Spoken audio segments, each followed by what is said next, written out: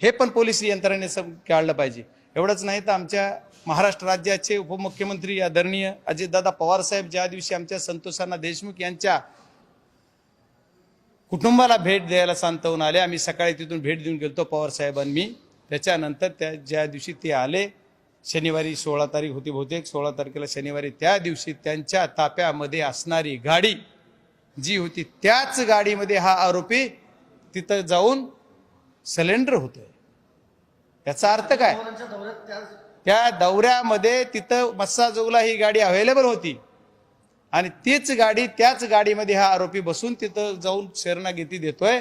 आणि त्या ज्या गाडीच्या मालक, आता गाडी कुणाच्या नावावर रिसर्च केलं नाही मी, पण ती ज्या गाडीत जो मालक जी गाडी वापरतोय त्यालाच तुमच्या मीडियाने विचारलं ही गाडी, ह्या गाडीत आला का? ते मला नाही आला। अरे ही गाडी तुझीच आहे, तोच तिथं होता, तो सुद्धा तिथं होता, मग याला सुद्धा असं हा आरोपी करणार का? जर कुणी ह्यांनी जर पळवीला मागे केला असेल तर ही गाडी तिथं होतं, या आरोपीला ह्याला सुद्धा असं हा आरोपी केला पाहिजे। आज माझ्या केस तालुक्यातले बरेच लोक यांच्या संपर्कात असणारे सुद्धा फरार आहेत, मग यांना आणखी आरोपी काय केलं नाही?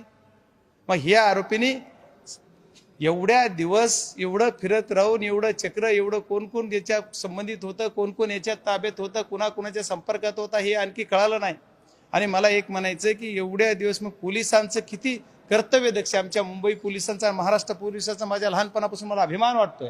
एवढे चांगले पोलीस असताना त्यांच्यावर कोण दबाव टाकते की पोलिसांना ही का आरोपी पकडता आला नाही? एवढंच नाही, CID-कडे तपास दिला, CID-ची यंत्रणा सगळी त्याच्यामध्येच आहे।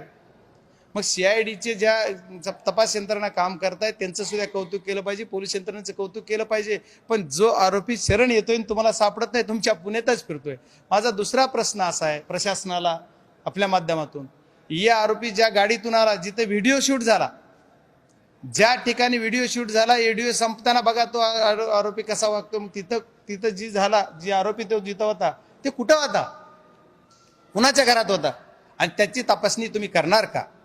त्या घराची तपासणी का करणार नाही की ज्या घरामध्ये तो आरोपी होता त्या आरोपीला तिथं ते घर कुणाचं होतं त्यांना तपासलं पाहिजे। मग ज्यांच्या घरात आरोपी आहे त्याच संघटनेचे लोक काय आंदोलनात, म्हणजे आमच्या विरोधात आंदोलन करण्यासाठी पाठिंबा देतात, मग यांच्याशी काय संबंध आहे यांचा? हे खंडणीखोर जे सगळे आहेत त्या खंडणीखोरांचा संबंध कुठं कुठं जुळतोय हे सुद्धा बघितलं पाहिजे। आणि मग ह्या आरोपीची चौकशी, गाडीत एवढे दिवस त्या आरोपी सोबत कोण होतं? एकटा आरोपी ड्रायव्हिंग करत फिरत होता का?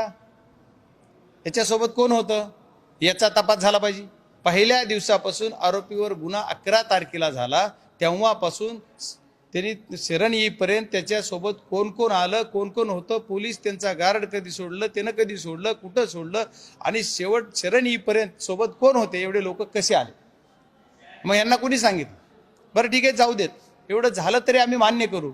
तुम्ही आता परत केजला येत आहे, केजचं कोर्ट संध्याकाळी चालू केलंय, तुम्ही सगळे यंत्रणेनं सांगून ही करून कोर्ट तुम्हाला प्रेझेंट करायचंय कोर्टामध्ये, तर त्या दिवशी सुद्धा पुण्याहून केजपर्यंत येऊनचा जो अंतर आहे, कुठून येत होती, काय लाईव्ह देत होते का CID म्हणजे आमची कुणा, कसं होत होतं की कसं कळत होतं की ज्यावेळेस आरोपी केजला यायचे त्यावेळेस दहशत निर्माण करायचा प्रयत्न केला, तिथं पोलीस बळाचा वापर करावा लागला SP साहेबांना, आणि तिथं पोलीस बळ वापरावं लागलं, तिथं जवळ 1500 लोक आणि बाहेरच्या गाड्या म्हणजे फार काय काय करून एवढे पोरं तिथं आले, त्याचं कारण काय? आता आरोपी म्हणून आले, कोर्टात देतील, तुम्ही एवढ्या मोठेपणानं जर शरण आलाय तर ठीक आहे ना, कायद्याचं तुम्ही कायद्याचं पूर्ण पालन करायचं म्हणताय, तर मग असं का?